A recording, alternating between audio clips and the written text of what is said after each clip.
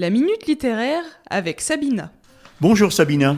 Bonjour Hervé. Petit zombie, ça te parle? C'est d'actualité. Ah bah c'est ça, on est en plein en post-Halloween, donc c'est plutôt sympa, c'est bien, et c'est, comme son nom l'indique, un petit zombie.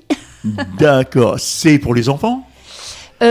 Moi, je conseillerais Les plutôt ados? pour les ados et D'accord. les adultes, voilà, parce que c'est quand même bon. En plus, il y a plein de jeux de mots et autres, donc c'est pas toujours. Il y a des références aussi, donc c'est vraiment bon. Puis ça se passe quand même dans un cimetière avec des zombies, donc après, bon, ceci dit, même les petits aiment bien, mais ça reste une bande dessinée qui est pas complètement facile d'accès, donc je le réserverais plutôt à des ados et à des adultes, effectivement. D'accord. Voilà.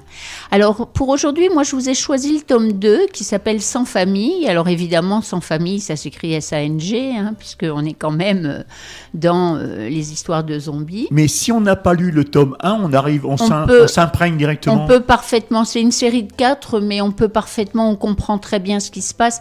Parce qu'en fait, dans le tome 1, c'est une jeune fille un peu gothique qui a des parents qui n'arrêtent pas de se disputer. Vraiment, c'est l'enfer chez elle.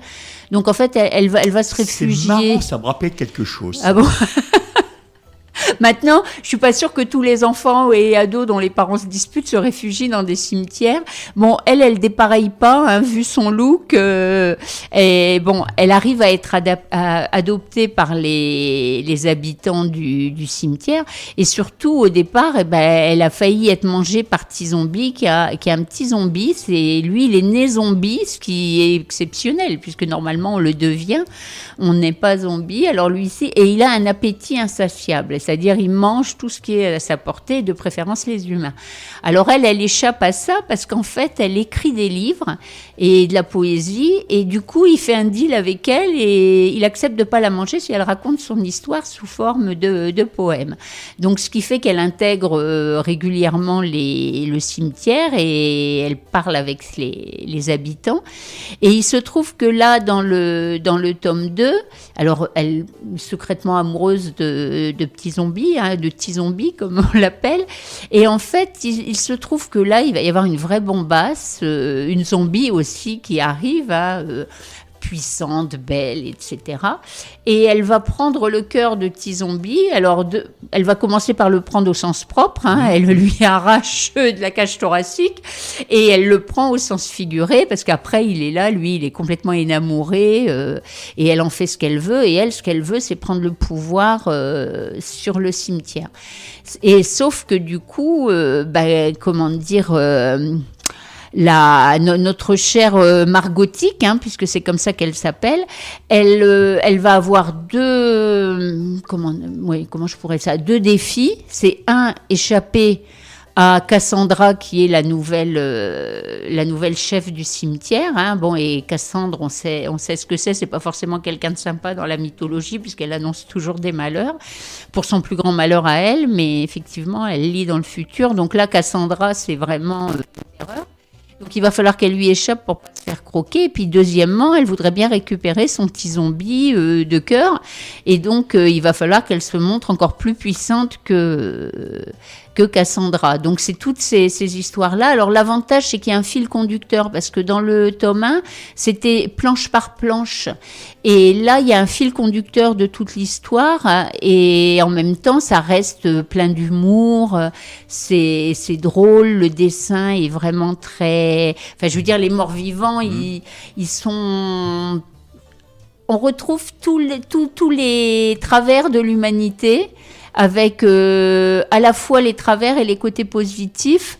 Et le dessin est quand même très agréable parce qu'il n'est pas du tout agressif. Ça pourrait être gore, les teintes sont assez sourdes, même les rouges sont atténués.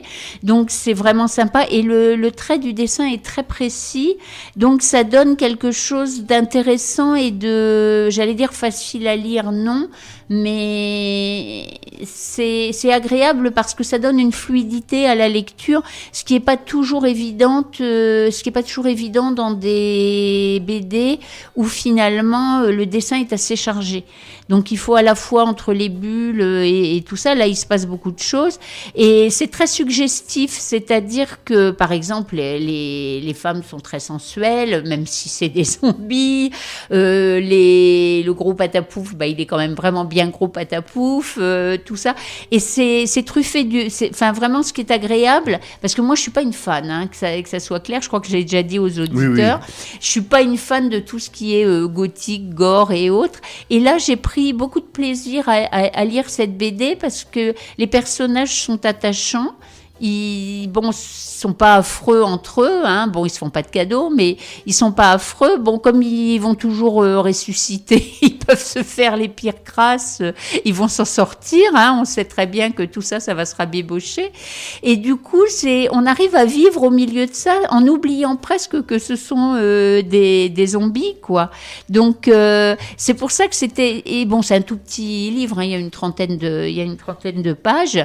Et du coup, ça se lit extrêmement facilement, c'est un petit moment agréable, de temps en temps on s'amuse parce que il y a des jeux de mots, il y a des situations assez cocasses, le dessin est drôle dans les expressions des personnages, et bien sûr c'est de l'humour noir, c'est pas autre chose, on s'en doute.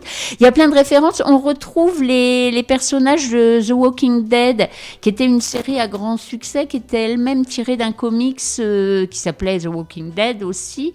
Et on retrouve des références à des super-héros comme Captain America, Batman ou Spider-Man. Et là, on est complètement dans la mouvance actuelle. Ce qui fait que c'est à la fois attendrissant, drôle, ironique. Ce qui fait qu'on peut se divertir, je dirais, de manière cruellement délicieuse, tout dans cette période post-Halloween où parfois il y a des trucs pas terribles. Ça, j'ai trouvé que c'était un bon moment pour se divertir et en étant dans l'ambiance actuelle, quoi. La couverture est extrêmement noire, mais elle est d'actualité avec peu engageante, la BD, oui. Mais en fait l'intérieur est au contraire presque dans des teintes, je dirais, d'aquarelle. Ce qui fait, je vais dire 2-3 mots des auteurs. Ils sont connus pour leur série Les Sisters. Donc il y a Christophe Cazenove qui lui a écrit le scénario et William Maury de son nom, mais il signe William, qui ont lancé cette série. Donc il y en a 4 à ce jour et c'est édité aussi chez Bambou Éditions. Donc ça s'écrit BAMB2O et vraiment, enfin, ça colle à leur univers. Et en fait, c'est mis en couleur par une jeune femme qui s'appelle Élodie Jacquemoire, qui travaille avec eux. Et ça apporte une douceur qui est vraiment sympathique. Donc, c'est un livre, moi je l'ai trouvé de 2,99 € sur un site d'occasion à 11,90 € à la Fnac. Donc, ça peut faire un petit cadeau sympa et pas trop cher. Donc, bon, à 2,99 €, je ne sais pas quel est l'état du livre. Oui. C'est d'occasion. C'est d'occasion. Sabina, nous arrivons au terme de cette chronique. Tu peux donner aux auditeurs et auditrices les adresses de tes cabinets ? Alors, à Compiègne, place Choiseul, et à la Croix-Saint-Ouen, au 68 rue Jean Jaurès. Et je fais aussi du domicile. Pour prendre rendez-vous, tu as un numéro de téléphone ? Alors, le 06 32 08 36 04. Tu as une adresse mail ? Oui, alors c'est reliance et sens, donc RELIANCE, _sens, @gmail.com. Tu consultes en visioconférence ? Oui, aussi si les gens par la plateforme Zoom. Tu consultes à domicile ? Oui. Tu as des jours pour ça ? Alors, ça peut être la journée, le soir. Il n'y a que le vendredi après-midi parce que j'ai une permanence à la médiathèque de Creil et ça, c'est pas possible de changer. Allez, tu en donnes ton numéro de téléphone ? Alors, le numéro, c'est 06 32 08 36 04. Sur ces bonnes paroles, qu'est-ce qu'on peut te souhaiter, Sabina ? Prospérité, santé, on peut y aller pour les vœux comme à la nouvelle année. Et bien sûr, je souhaite la même chose à tous les auditeurs et toutes les auditrices.